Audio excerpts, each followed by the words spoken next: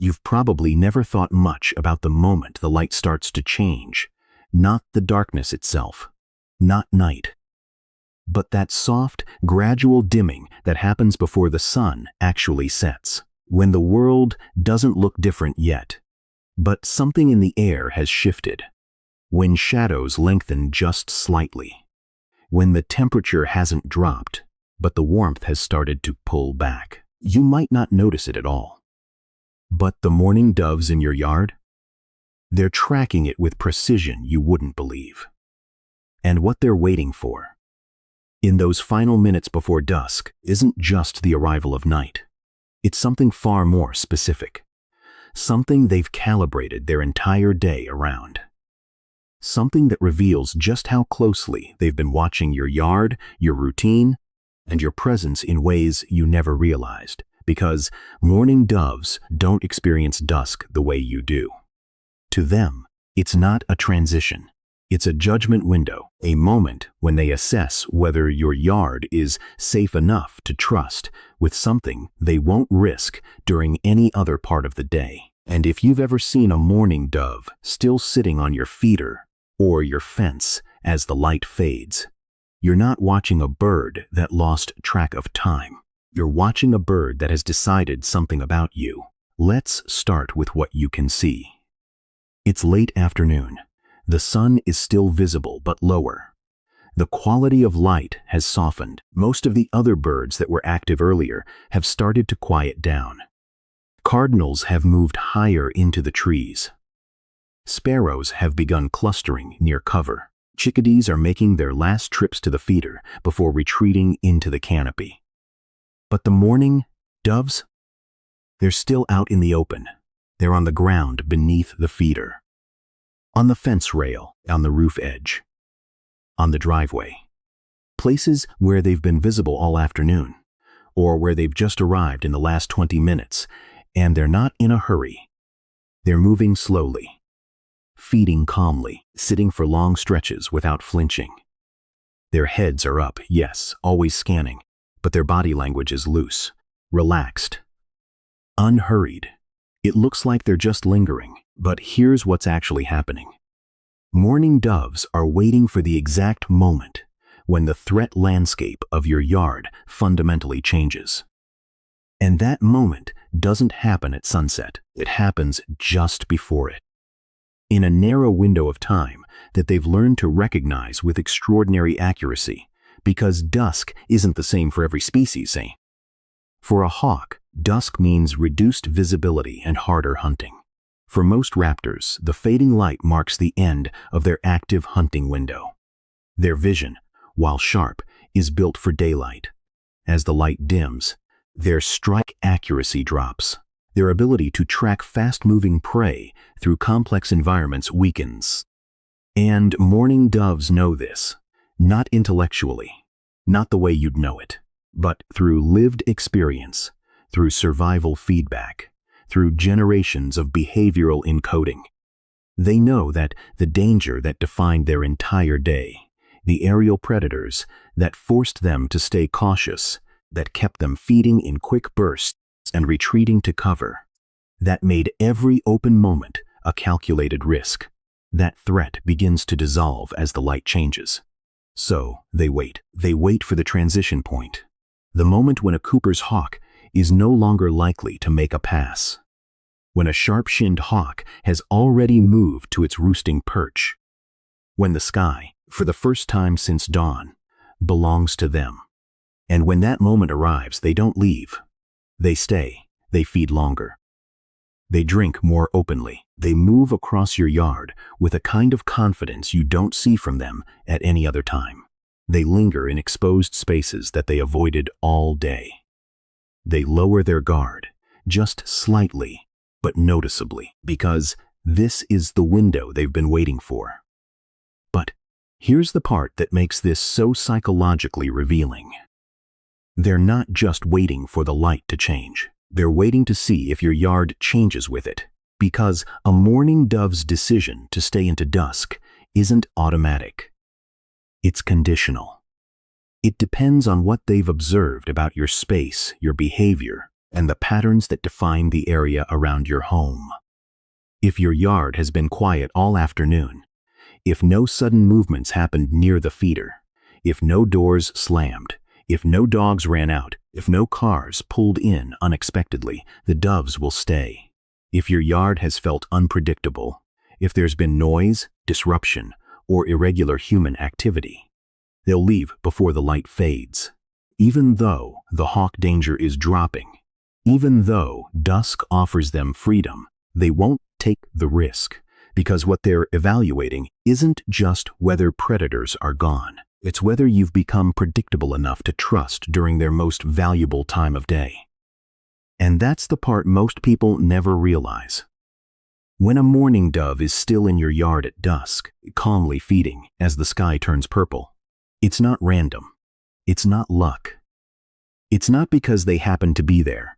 It's because they've judged your yard to be stable. They've decided that you, specifically, are not a threat variable, that your patterns are reliable, that the rhythm of your home is something they can read and anticipate. And they're using dusk, this short and irreplaceable window, to do something they couldn't safely do earlier. They're feeding without the constant interruption of retreat. During the day, a mourning dove's feeding is fragmented. They land, pick up a few seeds, scan, retreat, land again, eat, scan, leave. The cycle repeats dozens of times. It's efficient, but it's costly. Every retreat burns energy. Every return trip requires reassessment. Every interruption increases their total time spent in the open. But at dusk, when the hawk pressure drops and your yard has proven itself quiet, they can feed in longer stretches. They can fill their crop more completely. They can take in the calories they'll need to get through the night without burning those calories on constant evasion. It's one of the most important feeding windows they have. And the fact that they're doing it in your yard means something. It means they've been paying attention. Not just to the light, not just to the absence of hawks, but to you, to the time you come outside, to the door you use, to the sound your footsteps make on the deck, to the rhythm of your evenings, to whether you're the kind of presence that moves slowly or suddenly, to whether your yard hums with predictable energy or crackling uncertainty. They've cataloged all of it. And their presence at dusk is the result of that catalog. Now, let's go deeper, because there's another layer to this that most people miss entirely. Mourning doves don't just use dusk to feed, they use it to make decisions about where they'll sleep. Mourning doves are unusual among backyard birds in that they don't always roost in the same place every night. They're flexible, adaptive, and part of their dusk behavior involves scanning for safe, sheltered perches where they can spend the dark hours without being exposed to wind, rain, or nocturnal predators like owls. If your yard has dense shrubs, low trees with thick horizontal branches, or evergreen cover, the doves are evaluating it. They're asking, is this a place I can stay? And if the answer is yes, if your yard has been calm, if the cover is good, if the area feels stable, some of those doves won't just feed at dusk. They'll stay through the night. You won't see them. They'll tuck into the interior branches of a juniper or pine, motionless and invisible, but they'll be there, 10 feet from your window, sleeping in a space they've decided is yours, but also temporarily theirs. And that's not a casual decision. A bird doesn't choose a roosting site lightly. It's one of the most vulnerable states they enter. No movement, reduced awareness, reliant entirely on the safety of the location they've selected.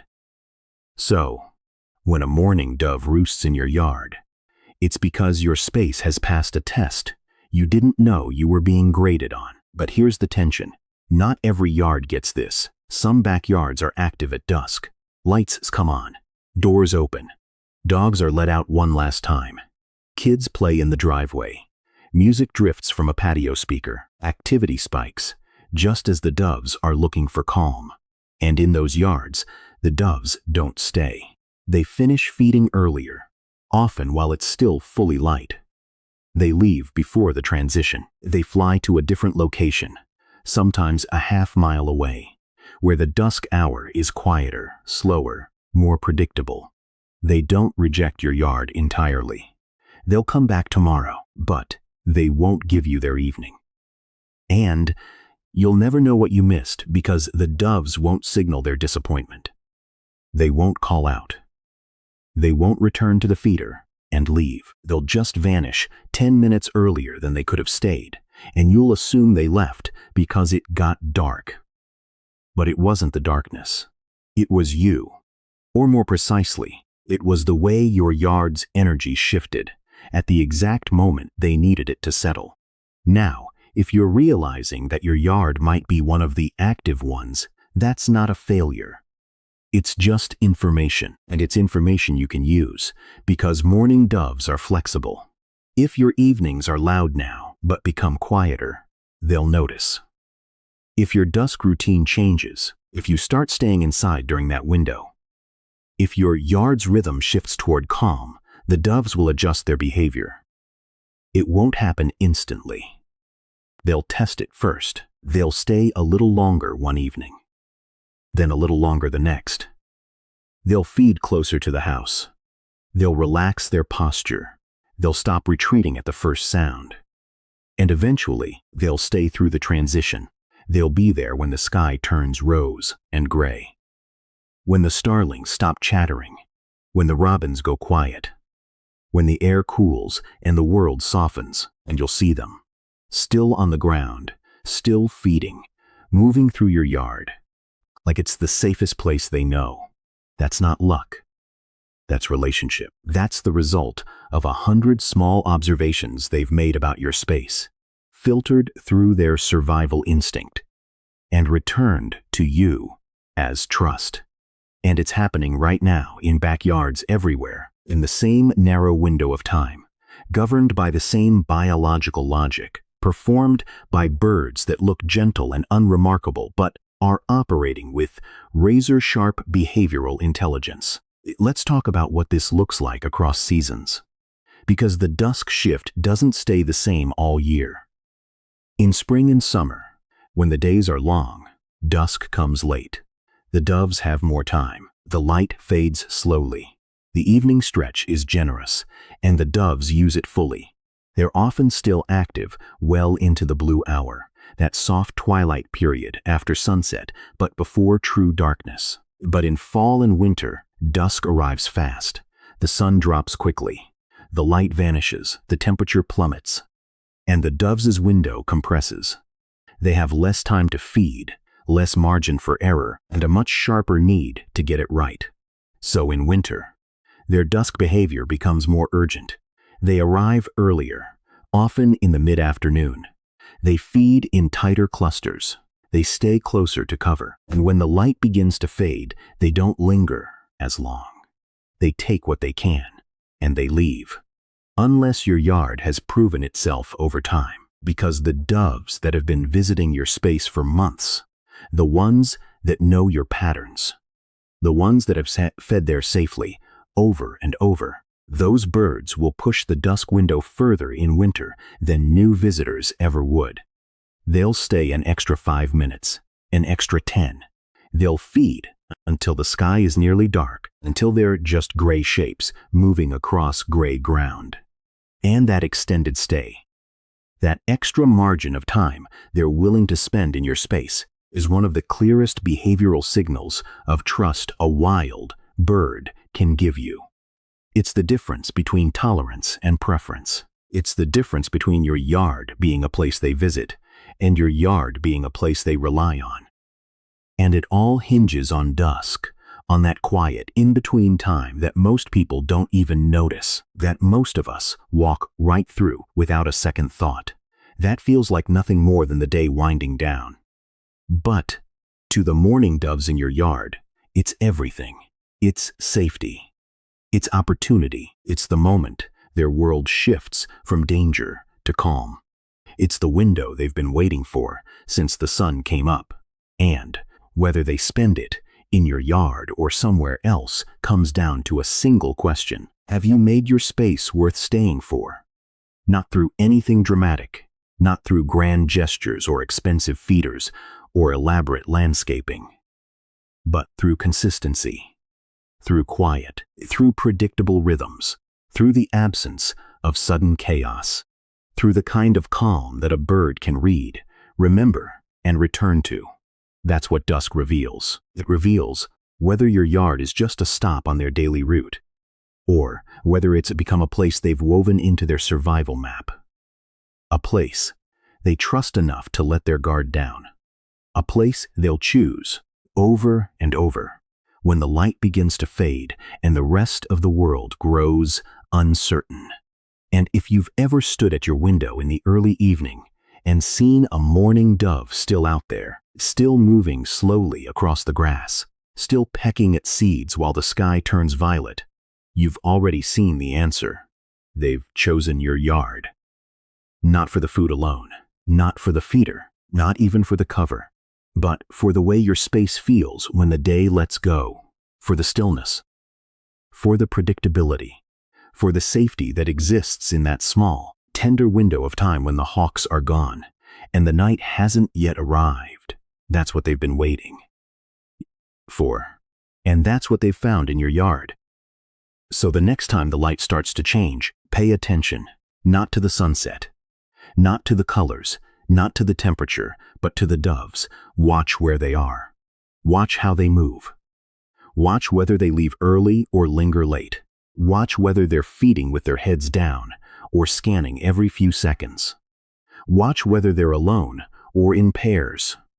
Watch whether they're near the edges or out in the open, because all of it means something. All of it is part of a decision they're making about your space, your presence, and your place in their hidden world. And once you start seeing it, once you understand what dusk means to them, you'll never look at that time of day the same way again. You'll see it the way they do, not as an ending, but as a beginning. The moment when the world finally becomes safe enough to trust.